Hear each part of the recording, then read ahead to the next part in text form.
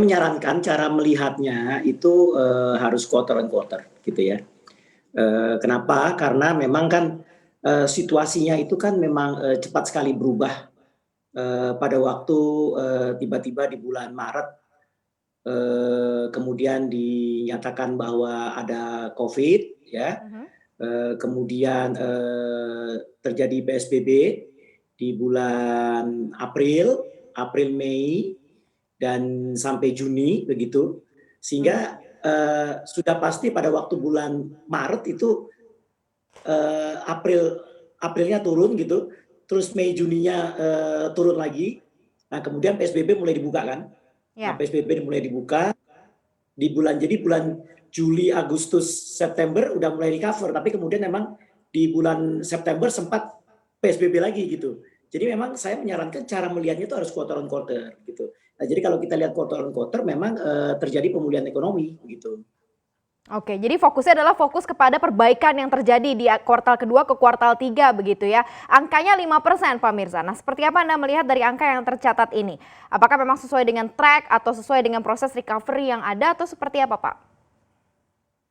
Ya jadi kalau kita bandingkan di seluruh dunia itu memang pada waktu angka kuartal 2-nya itu, minus semua ya, minus semua. Apalagi di Eropa, di Amerika, yang, jumlah korbannya itu, lebih banyak daripada, Indonesia. Pada waktu kuartal 2 mereka, minusnya, jauh lebih besar dari kita. Saya ambil contoh ya, misalnya Amerika pada waktu kuartal 2 itu, quarter on quarter-nya minus 31%. Ya. Ya. Terus kemudian kuartal 3-nya dia recover. Nah, recovery memang kencang sampai 33%. Nah, Prancis gitu pada waktu kuartal 2 itu, quarter on quarter-nya sampai minus 13%, kemudian kuartal 3-nya recover 18%. Nah, Indonesia pada waktu kuartal 2 itu kan, minusnya 4%, Mhm. 4,1 ya quarter on quarter ya kita bicara. Kemudian, kuartal 3-nya, 5,05%. Saya ambil contoh beberapa angka sektoral ya. Angka sektoral itu saya lihat semuanya yang data dari BPS menunjukkan positif quarter on quarter. Industri industri itu, positif 5,2%, yang waktu kuartal 2 itu minus 6.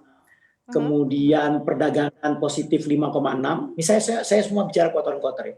Kemudian konstruksi, positif 5,7, pertambangan positif 1,7, yang besar sekali adalah transportasi, positifnya sampai 24% quarter on quarter.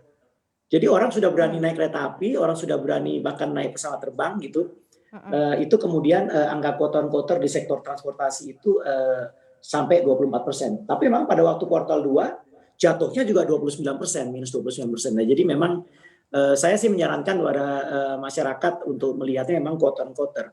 Karena kalau melihat year on year, kan tahun lalu itu masih situasi normal, ya kan. Ya, ya, September ya. tahun Oke. lalu nggak bisa dong kita bandingkan dengan situasi normal gitu kan. Mhm. Kita harus bandingkan dengan situasi masa pandemi. Di dalam situasi Oke. masa ada pandemi kita pemulihan gitu.